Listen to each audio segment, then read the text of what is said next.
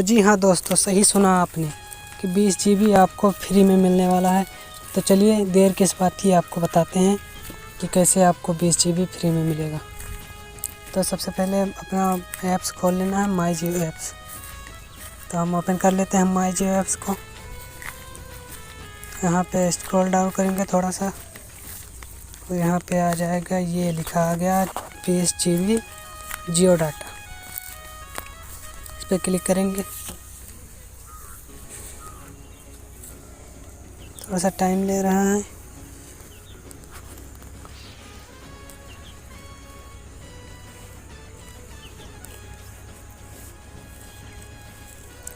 तो यहाँ पे पार्टिसिपेट नाउ, इस पर क्लिक करना है।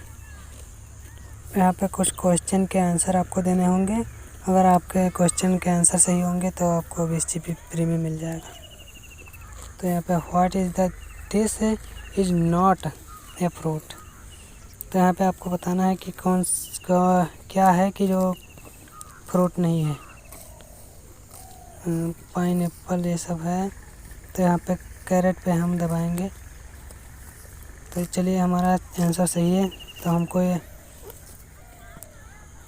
Winner will be announced on November 9th, मतलब 9 नवंबर को आपको पता चलेगा कि 20 GB मिलेगा कि नहीं। तो thank you for watching my video. अगर हमारा वीडियो आपको अच्छा लगा तो सब्सक्राइब करें